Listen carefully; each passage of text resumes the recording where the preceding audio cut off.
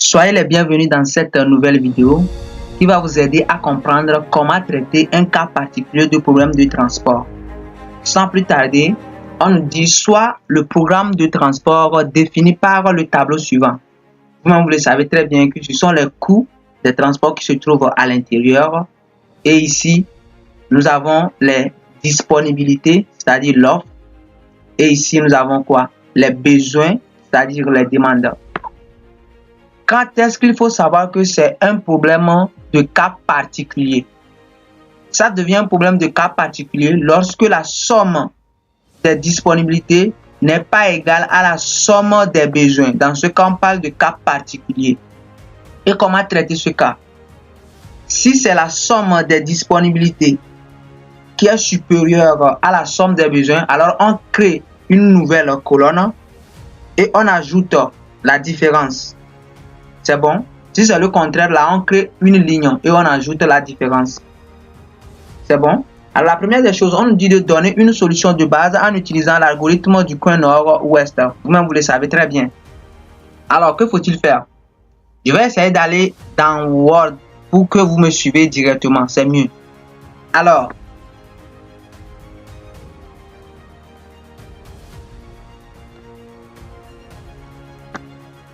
pour ce qui concerne la méthode ou bien l'algorithme du coin nord-ouest, étant donné que la somme des disponibilités, c'est-à-dire la somme de l'offre, n'est pas égale à la somme des demandes, c'est-à-dire la somme des besoins, comme je le disais, je vais essayer de créer une nouvelle colonne, appelée colonne fictive.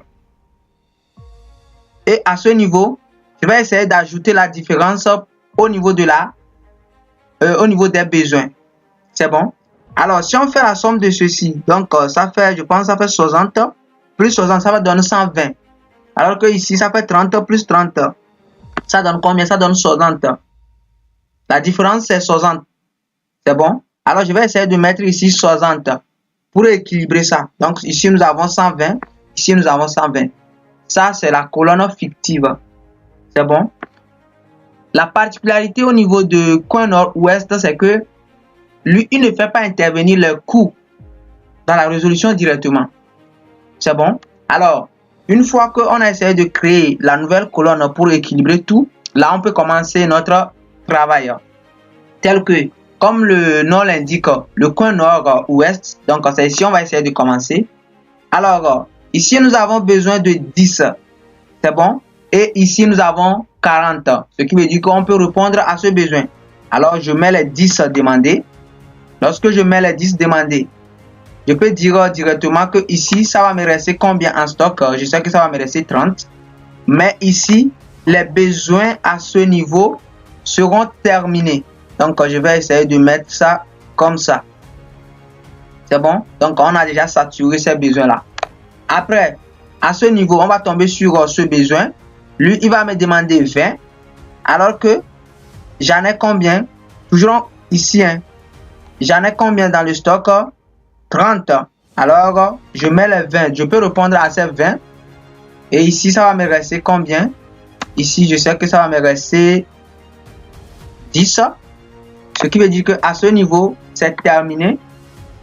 C'est bon, c'est terminé. Donc, il n'y a plus besoin ici. On tombe ici.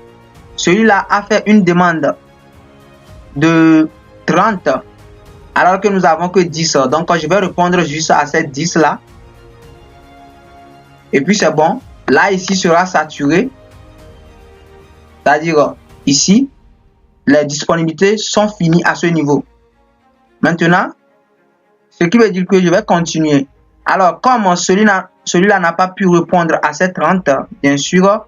Donc, ici, ça va me rester, je pense bien, ça va me rester 20. C'est bon, ça va me rester 20 ici. Alors, je vais faire la demande de 20 là, à ce niveau. Donc, lorsque je vais faire la demande de 20 ici, lui peut me répondre à ces 20. Alors, ici, ça devient 0. Ici également, ça devient 0.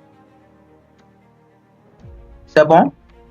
Maintenant, on descend à ce niveau. Donc, celui-là va demander 60. Lorsqu'il demande 60 en question, C'est bon. Lorsqu'il demande 60 à ce niveau, celui-là va donner 30 parce qu'il n'a pas ces 60 là. Donc ici, ça va terminer dans le besoin ici. Donc ça va terminer 0 et ici 0. Alors que ici, ça va rester 30. Ici, ça va rester 30. Et là, dans ce sens, lorsqu'il va demander 30, ici, celui-là va donner ses 30 et puis c'est fini. Voilà. Donc, voici la particularité. Et puis, le problème est résolu. Voilà. Maintenant, qu'est-ce qui va se passer? Comment déterminer la solution? Parce que ceci n'est pas une solution. Donc, pour déterminer la solution, vous-même le savez, on prend les éléments là mutués par leur coût dans le tableau. Donc, si on voit dans notre tableau, et on peut essayer de le voir, nous avons le coût là-bas 10. Donc, je peux dire juste que mon Z n'est rien d'autre que égal à quoi? Est égal à 10 multiplié par 10. Ça, c'est le premier élément. À ce niveau, ça. À ce niveau, je sais que c'est 20. Donc, plus 20 multiplié par combien? Je vais essayer de voir ça. 20 multiplié par 2. Multiplié par 2. Je ferme. Plus ça. Nous sommes à ce niveau. Donc, excusez-moi ici. Normalement, je devais barrer ici pour vous dire que ici, c'est terminé. Ici, également, c'est terminé. Voilà. Donc, voici notre solution. Voilà. Voilà. Donc, je suis à ce niveau. J'ai déjà fait celui-là. Je suis à ce niveau. C'est 10. Donc, 10 multiplié par combien? Le coût. Là-bas, c'est 0. Donc, je peux mettre les 0 en même temps. Je tombe à ce niveau 20. 20 multiplié par combien? 20 multiplié par 8. Donc, je le mets plus de 20 qui multiplie 8. Excusez-moi, qui multiplie 8.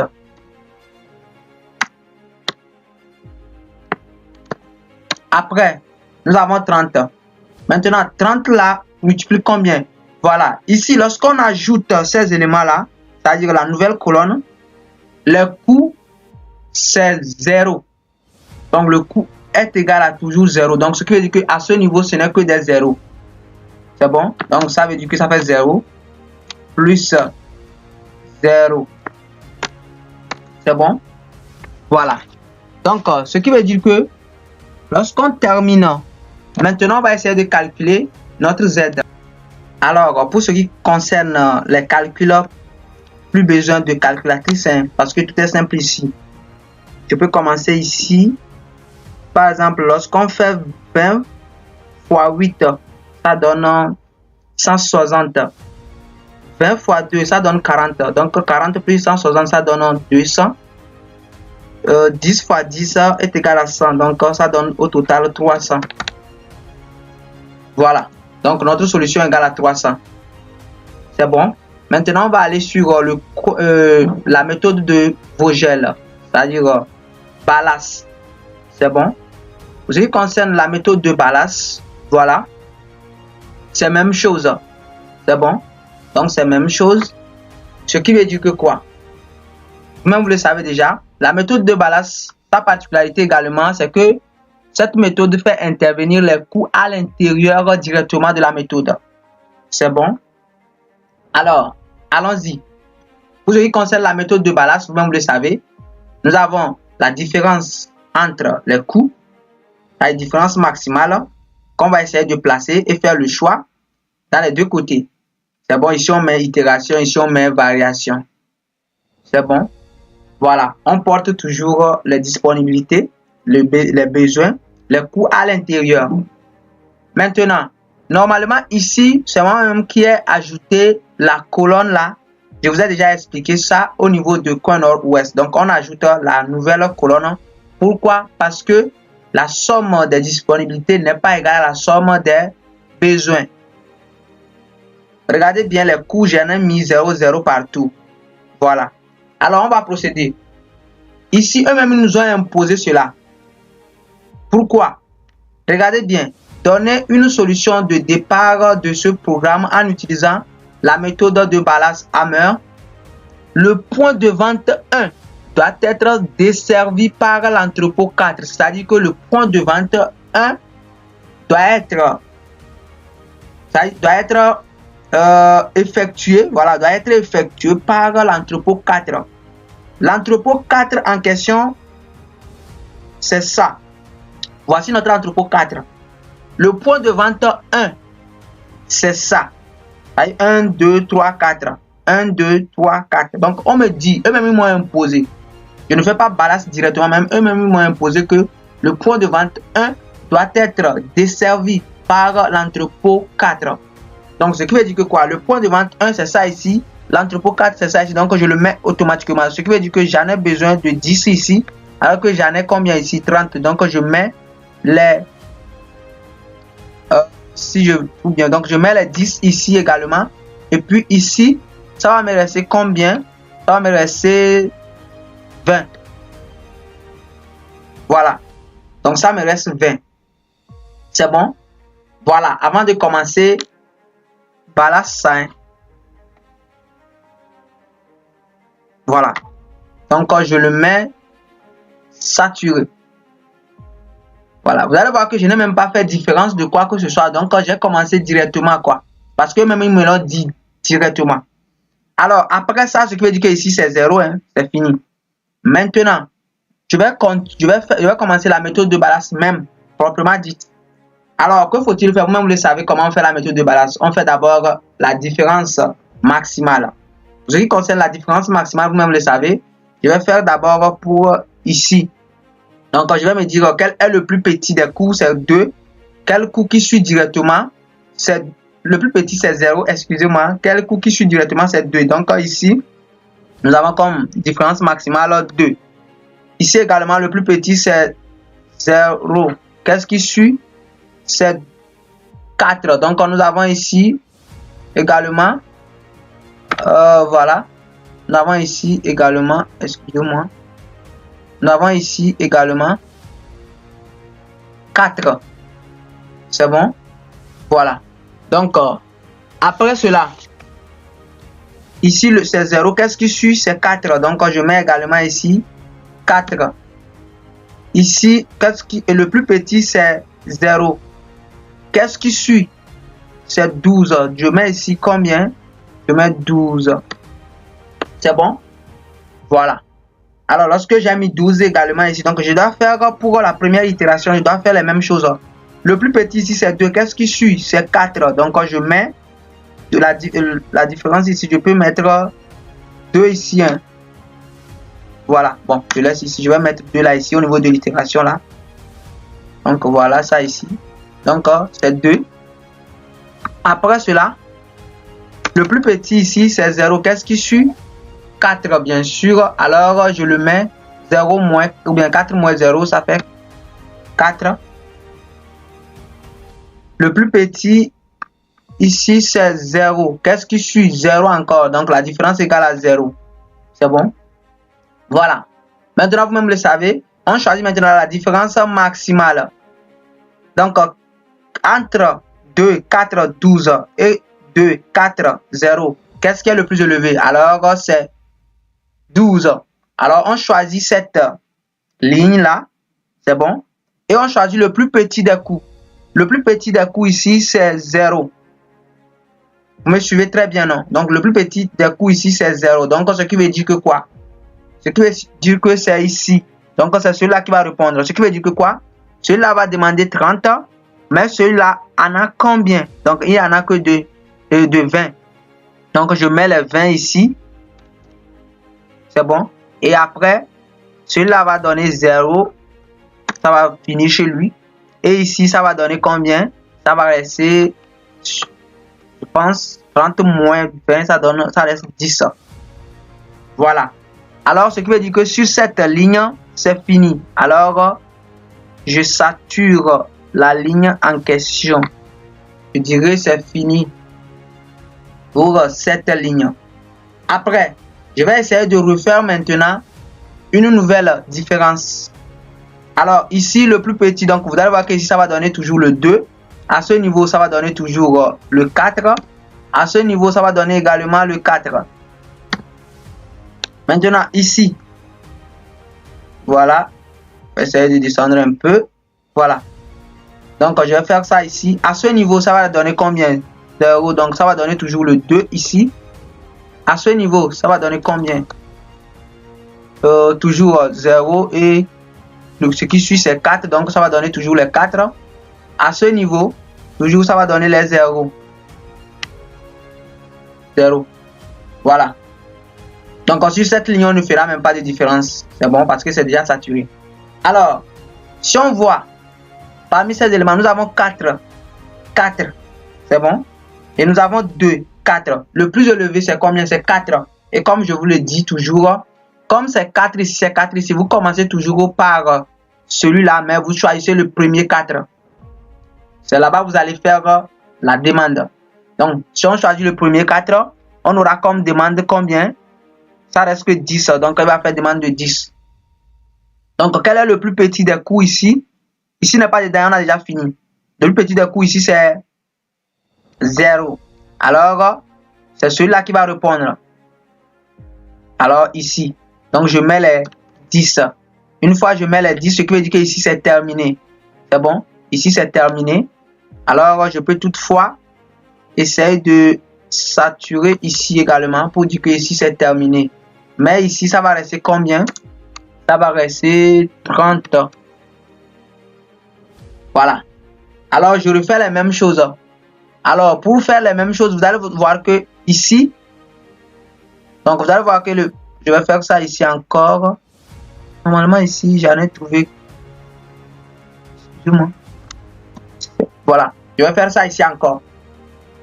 Alors, pour faire les mêmes choses, le plus petit des coûts également, 0, qu'est-ce qui suit 2. Donc, vous allez voir que 0, celui qui suit, c'est ici. Donc, je peux recopier également. Donc, ici, ça va donner 2. Ici, ça va donner 4. Ici, ça va donner 10. C'est bon?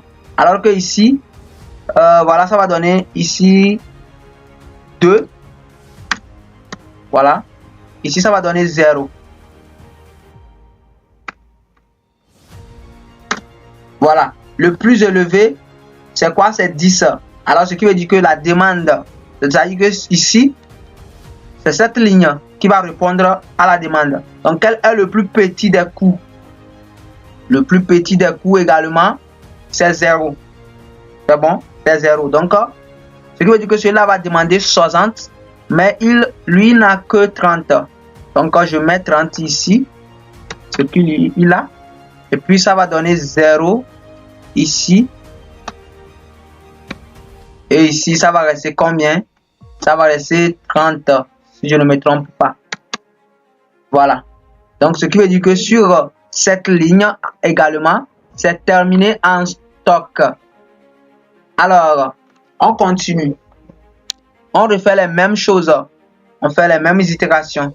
Donc, ici, le plus petit, c'est 2. Qui suit, c'est 4. Donc, je mets la différence entre les deux, c'est 2. Ici, ça donne toujours les 0. Donc, je mets les 0. Également, ici, ce qui veut dire que cette ligne, c'est fini. Donc, on va refaire la même chose. Donc, ici, ça va donner 2. Ici, ça va donner 4. Donc, directement 2, 4 et puis 2, 0. Donc, le plus grand, c'est 4. Donc, ce qui veut dire que quoi? C'est celui-là qui va répondre.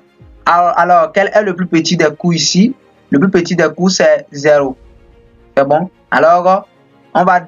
Donc, ça serait ici, celui qui reste là, face à celui-là. Donc, lui va demander encore 30. Celui-là dira que j'en ai que 20. Donc, il mettra 20 ici. C'est bon? Voilà. On met 20 également. Donc, lorsqu'on met 20, ce qui veut dire que sur cette ligne, c'est terminé en stock. Celui-là va rester combien? Lorsque lui fait 20, voilà. Lorsque celui-là fait également les 20, normalement, ici, voilà. Il lui fait 20, ça va lui rester 10. C'est bon? Je veux le mettre juste à côté ici. Hein. Je vais mettre 10 à côté ici. Voilà, ça va lui rester 10. Donc, celui-là va finir, bien sûr, parce que c'est 20 ici. Donc, lui, il a donné les 20. Donc, celui-là va finir. Donc, ce qui veut dire que ici, c'est saturé également. Alors, ça ne reste que ces éléments-là. Alors, comme ça reste les deux là, il n'y a rien à faire encore. Donc, rapidement, choisissez celui qui est plus élevé. Ou bien vous refaites les mêmes choses. Donc, il n'y a pas ça. Donc, on aura que le plus petit, c'est... Qu'est-ce que je suis? C'est 2. Donc, 2 sera ici.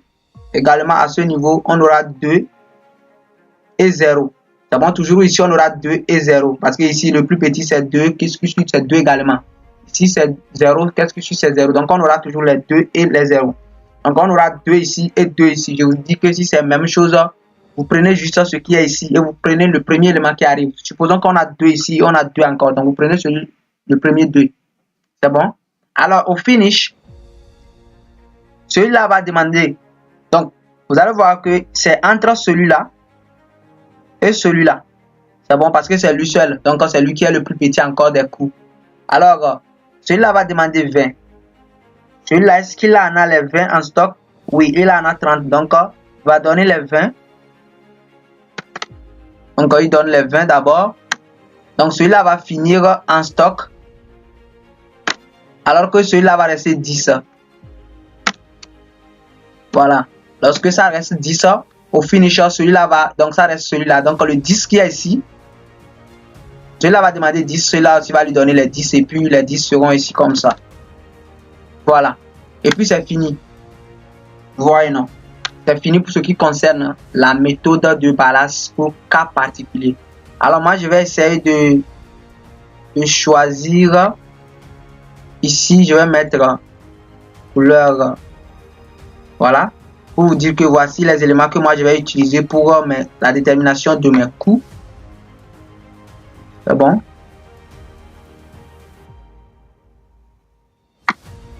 Voici l'élément que moi je vais utiliser pour la détermination de ma coût.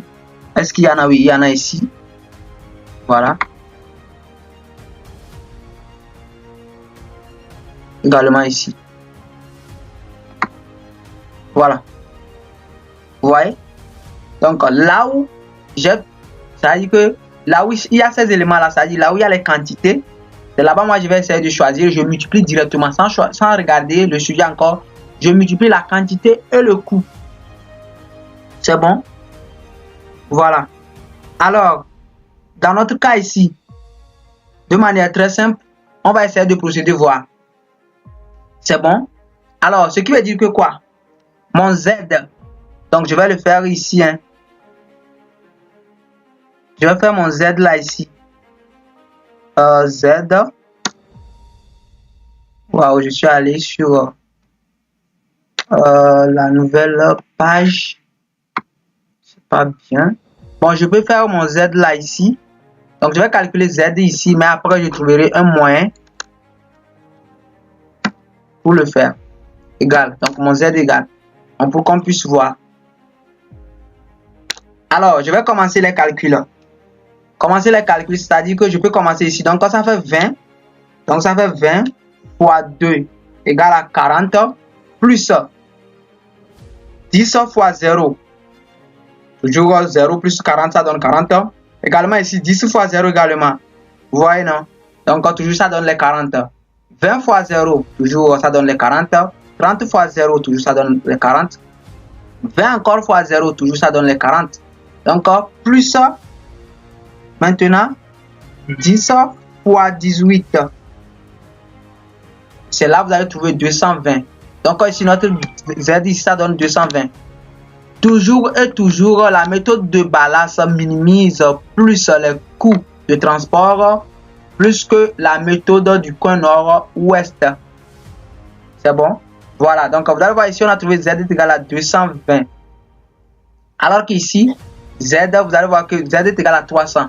Donc entre les deux, qui minimise plus le coût. La méthode de balance. C'est bon? Donc c'est cette méthode. Alors, à l'examen, c'est ce qu'il faut faire. Donc en bas, vous allez essayer vous-même de calculer le Z. C'est bon? Alors, je pense que nous sommes à la fin de cette vidéo. Et j'espère bien que la vidéo vous a plu. Et j'espère bien que vous vous préparez bien pour affronter l'examen. Et voilà. Alors, d'ici, je vous souhaite bonne chance. Et on se dit à très bientôt.